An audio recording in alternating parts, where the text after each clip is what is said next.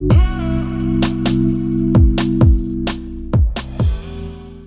hello everyone, and welcome to another episode of Chatter. Today, I am here with Gavin Esler, Scottish journalist, author, and political commentator. Gavin, welcome to the show. I'm very pleased to be here with you, Josh. Not a problem. So, the reason I got you on was we've been on a Worldwide Wednesday, a great chat with Mary Gregory and a whole bunch of other people about Brexit and about the end of Britain, and I was keen to quiz you personally on a few more of the things in your book. So why don't you start by just giving us like a brief summary of why you wrote your book, and yeah, the thesis of it in like 90 seconds or so.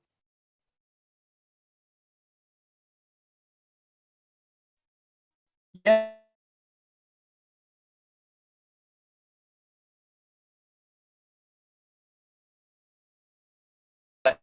Because what happened was the biggest party in Scotland was the SNP, still is. The biggest party in Northern Ireland was the DUP, still is. The biggest party in Wales was the Labour Party, and still is. And the biggest party in England is the Conservative Party, which formed the government because England forced the population. And I had noticed an increase in English people identifying as being English rather than British, when they've usually kind of elided the two and got confused in ways that Scots never do. They never confuse being Scottish with being English, or they never confuse being Scottish with being British either. And I thought there was something, the tectonic plates of our country were moving. And in 2016, in Brexit, the same sort of thing happened. England voted to leave. Scotland and Northern Ireland voted to remain in the European Union. Wales voted to leave, but all the research that's been done subsequently showed that the voters, the ones who swung it for Wales, were those who were actually born in England and had moved to Wales because it's a lovely place to live. But Welsh-born people voted to remain. And so I began to wonder, what is it that holds the United Kingdom together, if anything? It used to be traditionally, Linda Colley, a great historian of Britishness, said it was Protestantism, empire, and war. And those things we see in the Orange Marches and a few other places, but actually most of them, for most people across the United Kingdom, have faded. And I began to wonder, is there something that holds us together? We've reinvented ourselves as a United Kingdom in different ways, sometimes with different names, since 1603. Every century, we last invented ourselves or reinvented ourselves when the 26 counties of the Irish Republic left in 1921. It seemed to me that either a reinvention is overdue, or maybe, as the book title suggests, How Britain Ends, maybe we're on the brink of a Britain which is going to reshape itself by different bits and pieces leaving over the next decade or so. So is it your impression that the four nations have grown apart in a way, or do you think that the sort of things that bind us together remain, but we just have more desire to govern ourselves in Northern Ireland, Scotland, and Wales, or in England, sort of more autonomously, for like separate of the three nations?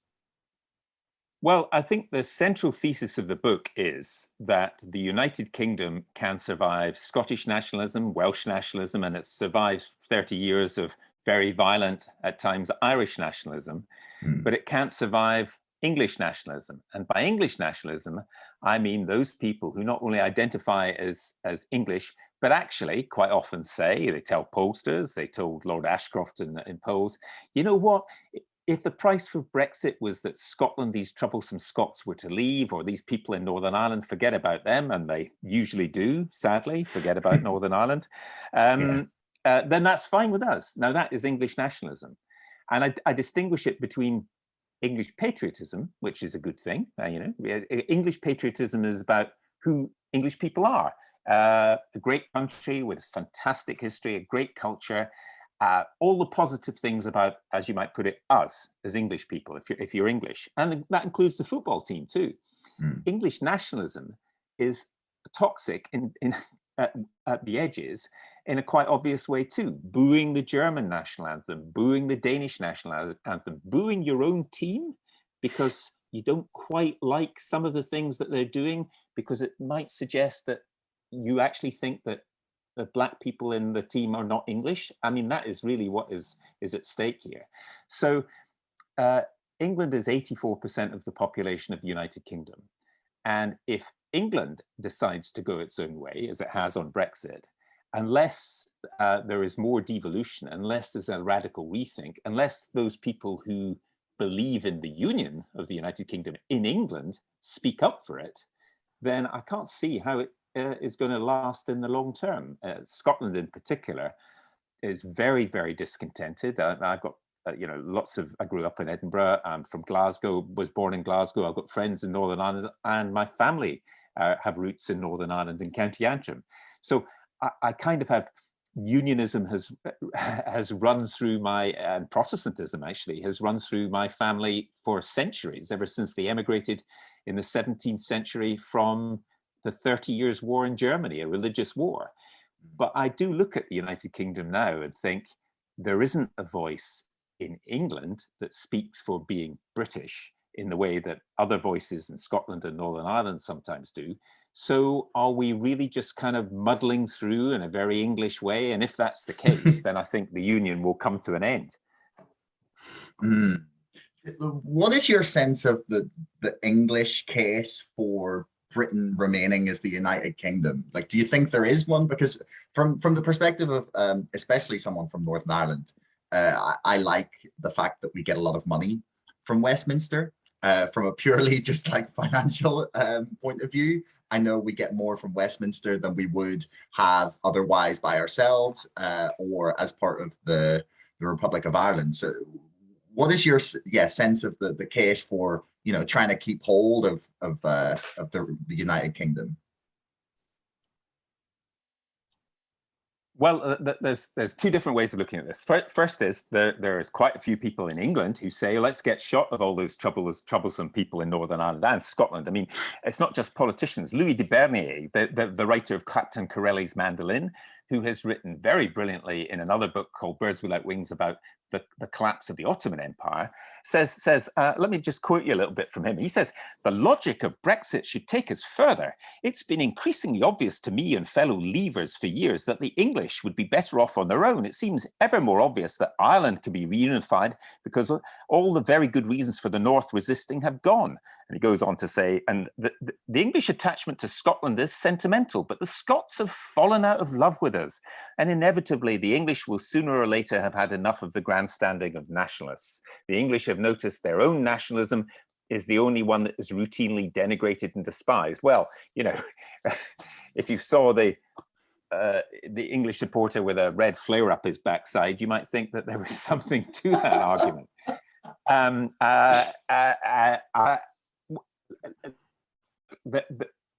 The money that is sent from the United Kingdom to different parts of the United Kingdom varies usually according to the need and according to disagreements. And as somebody with a unionist background, I can tell you that the Irish Republic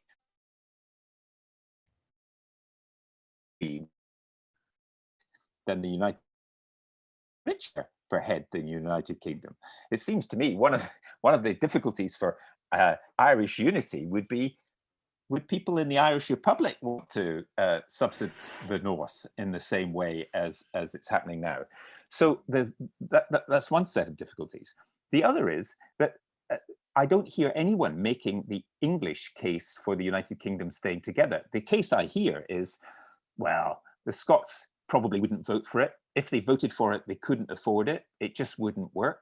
And all we have to do is keep saying no and tell them they can't do it.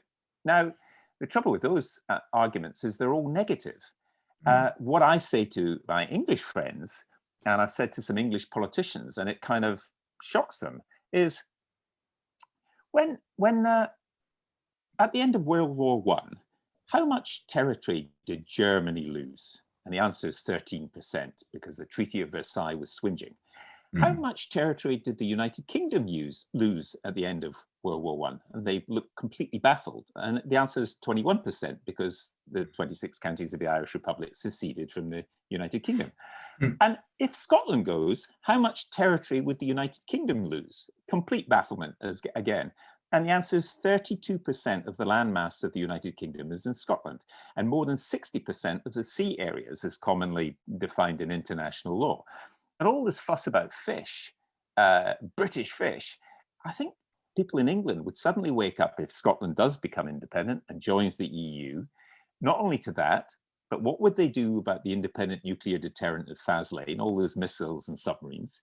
What would they do about a border between Scotland, which would inevitably join the EU? I doubted that very much in 2014, but I don't doubt it now. You can imagine that would they make a better fist of it than they've made with the Northern Ireland border? I'm not entirely sure the current class of politicians are up to it. What would happen about permanent 5 membership of the Security Council? That's a seat given to the United Kingdom at the end of World War II. When the Soviet Union collapsed, Russia had to reapply for permanent 5 membership of the UN Security Council and got it because nobody objected. If England and Wales were suddenly the new political entity, why on earth would they get a permanent 5 seat at the UN Security Council? Would France object? Would Russia? Would China? Would Joe Biden's America? Would Germany, Nigeria, Brazil, or India, who would all like that seat?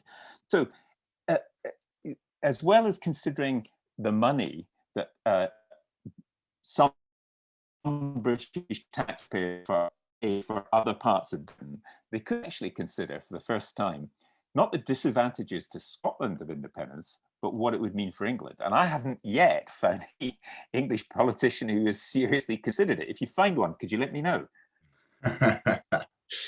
Yeah, I don't think any of them have. It's just sort of I get the feeling that because when you're saying that to me, my initial sense is just to think, well, if Scotland left, say, for example, first, I get the feeling that the Scots would be the first to go if anyone does.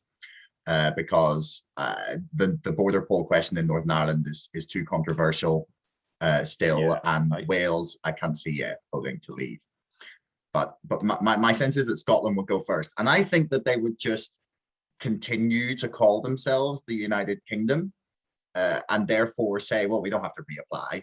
It would be like if you mentioned Russia breaking up or the USSR breaking up at the end of the Cold War.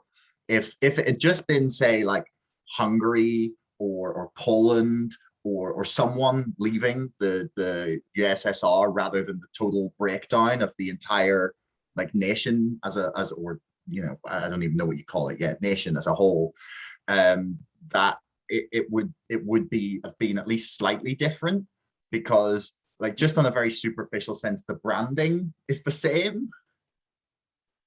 Yes, I get your point, but in a way that plays into my point, which is that and it's also one by the way made by Norman Davis, a historian who died just over a decade ago, in his great book called The Isles, which is about this tortured relationship between different parts of the United Kingdom. And the point is that big agglomerations of different people who feel themselves to be a nation inside a big state like Russia, like the USSR, or like Yugoslavia, can fail when the biggest part of it sees an upswing in its own kind of nationalism or particular problems, and doesn't seem to be providing such benefits from those other countries on its periphery. So Yugoslavia didn't fail because of Croat nationalism or Kosovo nationalism, it failed because of Serbian nationalism. And the Soviet Union didn't fail because of something going on in, Belarus. It failed because in Russia itself, there was a massive political upheaval. And I'm not suggesting that in any other way, the United Kingdom is like those countries, but it is like a country which is an agglomeration of other people who feel themselves to be a nation and don't see such great advantages, some of them at least, nationalists don't see such great advantages as being part of it. And the Scottish argument, I think you're right. I think the problems of Northern Ireland we know very well, and I've lived there for many years, and I really love the place. But I think that means that anything that will happen, if it does happen, will be very slow.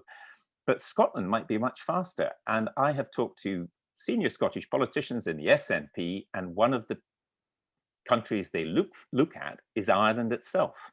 They say things like, well, Ireland is much more prosperous now.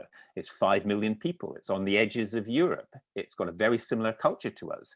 And it would change the dynamic in Northern Ireland to know that Scotland was, because of my Scots-Irish, Scots-Ulster roots, it played quite strongly with me, this sense that the dynamic would change if there was an independent Scotland. People in the north of Northern Ireland would look again and think, we have strong relations with Scotland. What does that mean?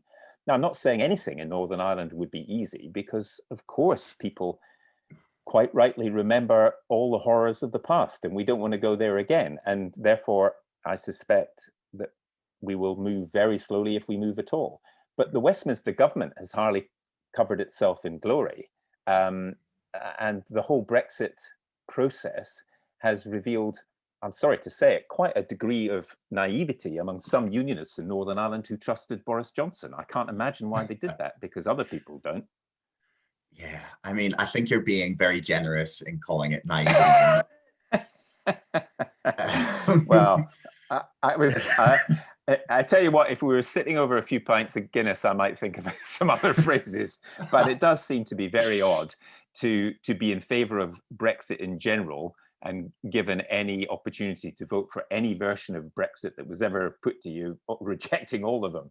I suspect that unionists, well, I know, because I've got a lot of friends who are unionists, are having a great deal of soul searching about this, but therefore it is very difficult to see, given what happened, that in a few hours meeting with Leo Varadkar at the Wirral in October 2019, 100 years of Ulster unionism was thrown in the Irish Sea. It's very difficult for me to see why you would particularly want to trust anybody in the Johnson government from now on. I mean, maybe they'll bring Karen Bradley back, and she'll have discovered that unionists and nationalists don't always vote for the same people.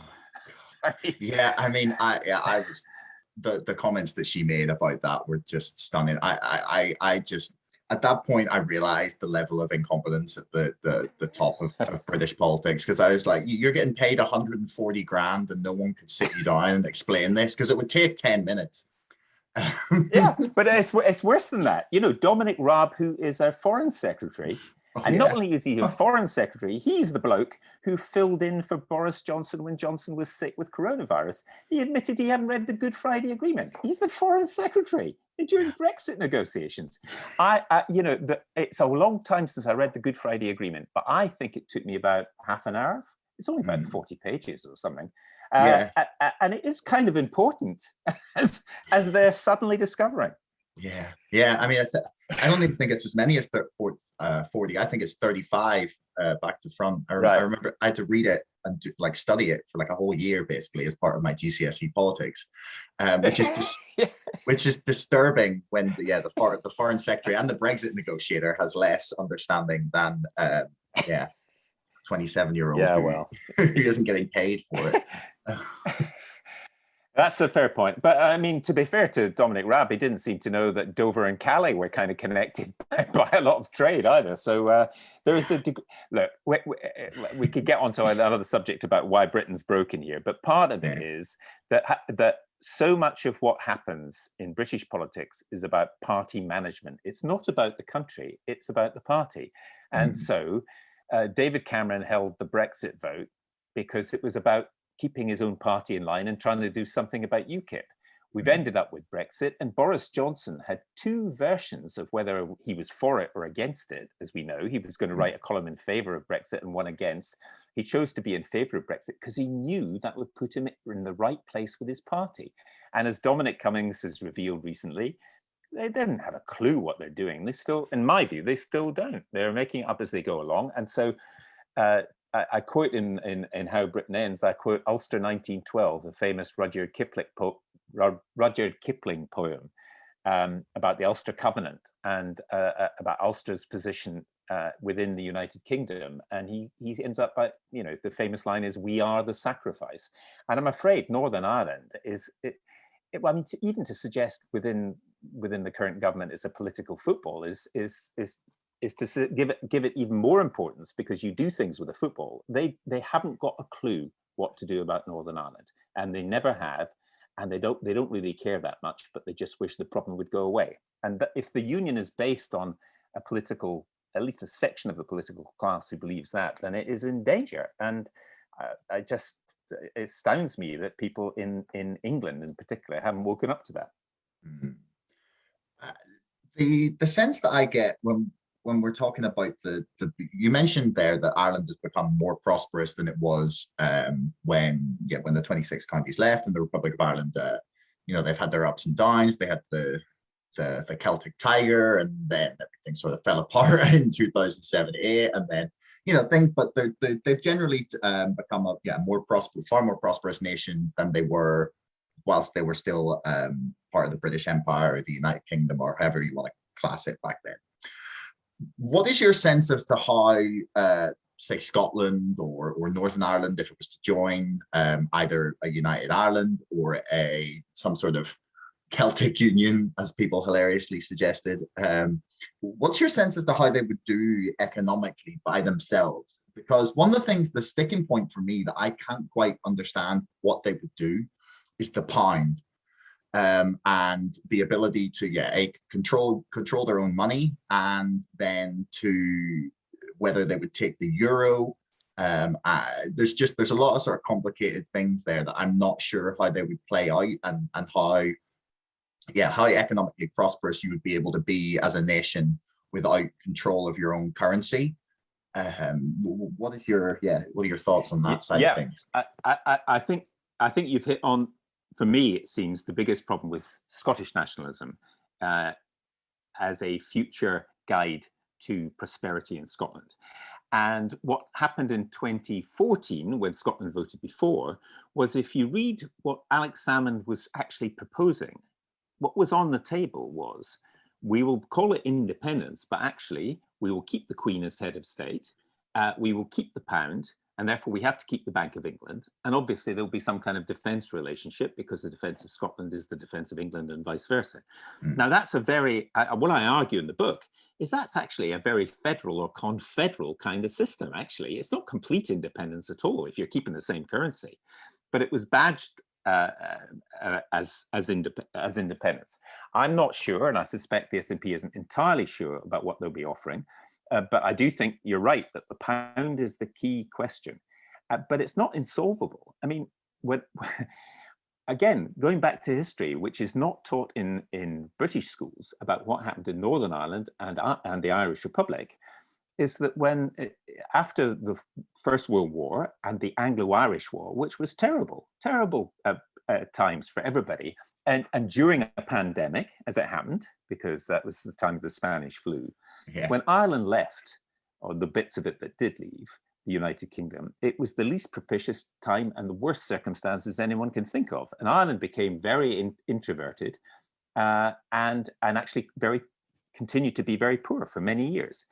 Because of joining the European Union, the social changes and the cultural changes and the economic changes in Ireland since 1973 have been stunning, absolutely profound. I mean, they had an openly gay guy as Taoiseach, Leo Varadkar. They welcome migrants. The role of the Catholic Church is very, very different now, particularly after the various scandals that have attached to it.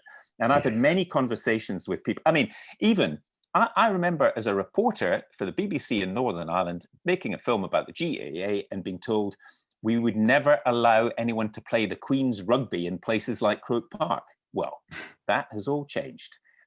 Things have changed. Ireland has really grown up and it's become very prosperous. So Scotland would leave under difficult circumstances. I think the plan would be they would accept the pound for a while, but I also think that inevitably they would wish to join the euro. And there would be a very difficult transition. But so I'm not speaking for the SNP, but what I would say is they have thought about these matters for at least 25 years, and they've tried to detoxify the nasty side of Scottish nationalism, which is the sort of we hate the English. There's always going to be some people who, particularly at football matches, who think like that. But Scotland has changed too, and is welcoming of migrants. In my place, I was born, Glasgow. We call ourselves, if you're a Glaswegian, you're a Ouija. And they talk about refugees. So refugees who come to Glasgow are our neighbours and our friends. That is very, very different from the hostile environment in England. So what I'm suggesting is it's an outward-looking country, and if it were to be an independent country, there is no reason to assume that it would be a failure, because Scots and Irish people have travelled the world and made a success of themselves and the success of other countries. Irish people have made a success of their own country. It seems to me that despite the immediate difficulties, it's not beyond the wit of Scottish people to get their act together. Yeah, the very modern and hip thing to do for Scotland would be to go all El Salvador and accept Bitcoin as their as an accepted currency, or make their own and call it Scot coin. Do you know what? Do you know what? I know my fellow Scots very well, and it's actually, in some senses, a very small C conservative country where money is concerned. And I suspect they would still like to be able to see something that might relate to something that they can hold in their hands. Could be wrong. You could be right. It could be Scot coin. Could be the way forward. Yeah, no, I get the feeling you're probably right. But then the way you're talking about what Alex Salmond had presented is something that I've seen talked about quite a lot. And I spoke to Chris Kendall about this, who's he did a podcast about Brexit, and he had it was called, what was it, Cake Watch, which I thought was a brilliant name for a podcast about Brexit. And we spoke about like the idea of a federalized UK. Do you see that as being something that Westminster could present, and Scotland, Wales, and Northern Ireland would consider in terms of like a relationship more akin to what the United States of America has with their states? Because you look at them and say, like, okay, you have the federal laws, and there's broadly things that are legal or legal, but then when you get down to a state level, there's so much variation in terms of what goes on within it. Within the states, and the states have their own taxes that they apply, but then there's the federal taxes as well. Like, do you see that as being a possibility for the UK, or do you think we're quite all or nothing? It's like, well, we're either United Kingdom or we're not. Well, I see federalism as both something which has already happened by stealth and without any proper planning and without any codification, and that's why it's a bit of a mess, and also it seems to me inevitable that if the United Kingdom is going to stay together, it has to rethink how it is governed, root and branch, and particularly devolution of powers to the lowest common denominator. And I know parallels are often made with the United States, but I think that's less helpful than parallels in Europe, like Switzerland. Switzerland has got 4 different communities, the biggest being the German speakers, the next being the French speakers, the third biggest being the Italian speakers, and the smallest being the Romansh speakers. And they are not quite, but they're kind of in the same percentages as England, Scotland, Northern Ireland, and Wales in terms of population. And what the Swiss have done is they've said there are certain things that the Swiss Confederation will do in our capital, and they will be the federal government, or they sometimes call themselves a federation, sometimes a confederation. They will be like defense and the currency and macroeconomic policy, but almost everything else is devolved right down to the cantons, right down to the smallest possible kind of areas. Now, what has happened in the UK is that we really have devolved by stealth. So Scotland, Northern Ireland, and Wales obviously have their own parliaments. They've got their own. We all call it the NHS, but it's all devolved. We've seen it with coronavirus.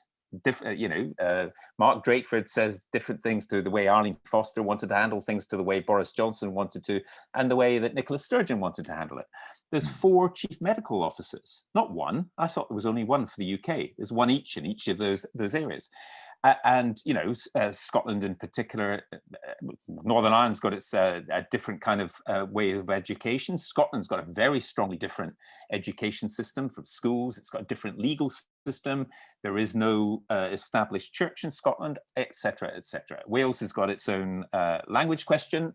So we've kind of done this over the past 20 or 30 years, but nobody has written out what they have in America or Germany or Switzerland, which is a basic law or constitution which says exactly who does what.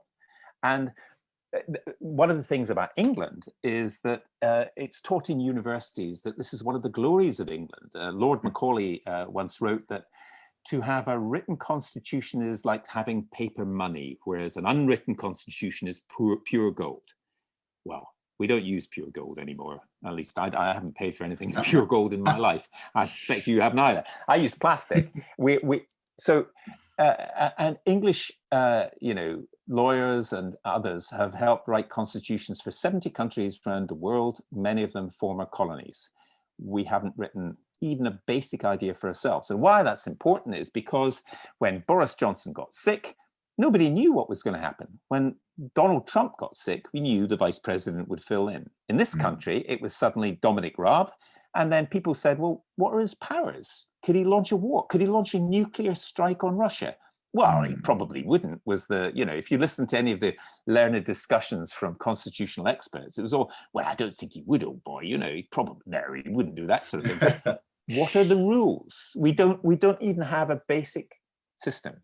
And so to go back to your basic question, if the United Kingdom is going to stay together, then we have to recognize we have already federalized, but we've done it in a cack-handed, muddling through kind of way. And we need to write down, actually, just a few basic rules about what Westminster, or I think we should get rid of the House of Lords, what the Parliament of Westminster should do, what its role should be. And the big trick, and this is very difficult actually, is how you would devolve power in England itself. Because the way they did it in Germany was Prussia was too dominant, and so it was broken up into other sections. And I'm not sure that anybody in England is ready to contemplate that. So England, as I keep repeating in the book, is the problem in the Union. Yeah, well, I mean, the Nippers, the Northern Independence Party, they're all about that. But I mean, I'm not sure they have widespread support. But you said something there actually that what was it? Paper money, written constitution is like paper money, but an unwritten one is pure gold. And then you said, well, you pay with plastic most of the time, and that probably is the best analogy ever for our current system. In that, it can bend, but if it gets put under too much stress, it's quite brittle and can break. Yes. But yeah, you don't. I mean, the thing about our constitution is you don't ask too many questions about it, because we have got a constitution, but it's uncodified. So there's all sorts of bits and pieces. If you're an American, you can Google it and you can read your constitution. If you're a German, you can read the basic law. In our country, you have to have all these experts who all tend to be, somewhat small c conservative aging English dons and professors who say it's all terribly good, it's all tickety-boo, and we're all good chaps. Yeah. In fact, there is Peter Hennessy, who's a great writer, who doesn't fit into that category. He's a very, very sharp guy. He calls it the good chap theory of government, which is because they're all good chaps, they just broadly know how it's going to work, and then and nobody will overstep the mark. And of course, as Hennessy well knows, he's a very smart guy. It doesn't work like that, and we may be running out of good chaps. That's my my worry. I mean, I think we've long run out of good chaps. Yeah, no, I was trying to think of the title of that piece there, the good chap theory of government. I was just trying to rack my brains for it before you mentioned it. But I think the problem is that that's all well and good when the people in charge seemingly have the best intentions of the United Kingdom or the people of the United Kingdom at heart, instead of simply being what I don't know how controversial you think this is, considered the politicians we have today is just empty vessels into which their donors pour their ideas, and that the amount of the amount of leeway that's given allows there to be gaps and shadows and dark spots that are exploited by nefarious individuals and people who are willing to bend the rules for the benefits of themselves. But the thing that I've kind of come across is from everyone that I've spoken to over the past couple of years, from every single political persuasion in the United Kingdom, seems to be this idea that what we have doesn't really work anymore, and that we need to have what I've described or talked about with a few people as like the big review of Britain, like some sort of constitutional convention or something where we sit down and go, right, okay, how do we like update the system before it falls apart? And my biggest problem now is that, like, okay, everyone that I speak to that has thought about this at all says, yes, we need this review. I don't know how we get there when, I just, how do you think, or do you think it's even possible to have this kind of like reassessment of our relationship with the other nations, with just how our entire system works? Well, the optimistic part of my Scottish Presbyterian soul says anything is possible. This is a country full of incredibly talented people who are at the forefront of the world in almost every field of human endeavor, in science, in writing, in the Hollywood movies, in music, and in culture, and so on, except in politics. And the political system is utterly failed. And it's failed in part because we think it's a two-party system, at least in the United Kingdom, but it's Labour and the Tories. But actually, we've got lots of other parties who've got different views, and no government recently has been, I think the last government that was elected with a majority of the votes was in the 1950s, the Conservative government, Macmillan, I think. I could be wrong on that, but certainly Blair only got 43% of the vote normally for his landslides. Boris Johnson's got a huge landslide with 43% of the vote. So they don't really represent us. Party management is everything. How do you get to the top of the party? Because you're loyal to whoever is the leader until you get within sniffing distance, and then you manage to stab him or her in the back. So it's a very nasty business, and it's alienating, and most of us are turned off it. Now, the answer would be exactly as you say, and I say in the book, I say if you, instead of how Britain ends, if you want to reinvigorate Britain, we have to get together and sort out the kind of country that we want through coming to some kind of agreement about who does what powers are devolved, and so on.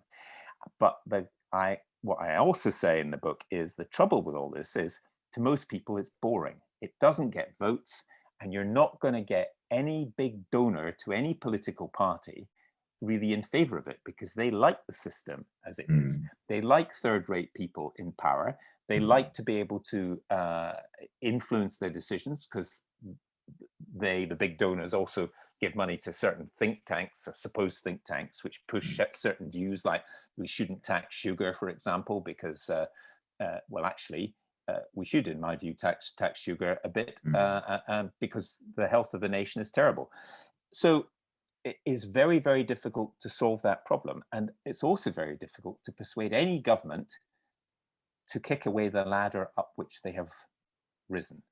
And unless we vote for a series of hung parliaments with prime ministers who can't do otherwise, we're not going to get this, because Labour had their chance to have constitutional reform, and they did a bit. They tinkered with the House of Lords. They pushed devolution, and that's fine. But the Conservatives are dead set against it, because they have been in power for most of my life and will continue to be, it seems to me, in the future. Yeah, I mean, it's the problem that I see is over, because as you mentioned, we've got some brilliant thinkers and journalists, writers, artists, everything in this country. And I guarantee if you got several hundred of them together in some way, in some form of combined with some form of citizens assembly or anything like that, along those lines, where you'd have like an actual democratic participative process to try and say, okay, so what do we like? Well, we're probably going to get rid of first past the post because we like PR. You go, okay, so what are we going to do about donations to political parties? Do we want to have all the elections publicly funded so that big money can't have the influence on politicians in the way they do? Are we going to allow people to say not have second jobs while they're MPs, which is still, I'm baffled how that's considered allowed. I don't understand how Theresa May can earn, like, I think it's £1 million a year while being a backbencher, or Boris, when he was on the backbenches, he had £275,000 a year column with the Telegraph. It's like, where do you think the allegiances lie when they're getting paid 5-10 times the sum of their MP salary? But I can't figure out how we get past that wall of the people in power have to give up the power to, yeah, they do, well, we can't let the plebs decide, you know. Yeah, no, you're right.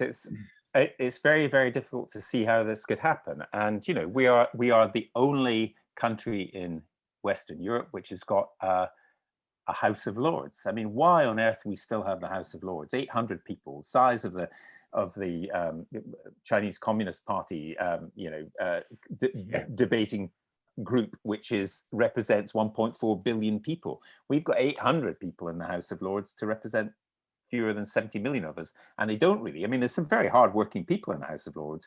Some of them I've talked to would wish to abolish it, and they're right. But that to me is the ultimate test. That is the easiest bit to do, would be to get rid of the House of Lords. The next bit would be to get in proportional representation of some sort, because the Scottish, Northern Ireland and Welsh systems and the Irish Republic system of voting are all better than the one in Westminster. But it is very difficult to get any interest in it, because as we've been discussing, the people who've profited from the system don't want to change it. But it may be good for them, and it may be good for their parties, but it's terrible for the country. And it gives you, you know, if you ask yourself, how do you become Chris Grayling? I have nothing against Chris Grayling, but he was a failure as Justice Secretary, failure as Lord Chancellor, and a failure as Transport Secretary. Decent person. But how do you do a succession of jobs at the top end of politics and keep failing? And the answer is, you're loyal to the leader of your party. Yeah, I guess that's the ultimate one, is that you fail upwards, take the rap. You've yeah, and then 6 months later you're back with an even cushier job. Nice work if you can get it. Yeah, I'm sure it's lovely. I mean, but anyway, Gavin, I want to thank you for your time. Is there anything you'd like to plug or point out, tell people where they can find you, those sorts of things here before we wrap up? Well, I'm on Twitter at Gavin Esler, GAVINESLER. My book is called How Britain Ends, and it is that's not a recommendation, but it's a sort of warning to people that this is the way we are stumbling forward due to our ludicrous political system. And believe it or not, despite the title, there's quite a few laughs in it, I promise.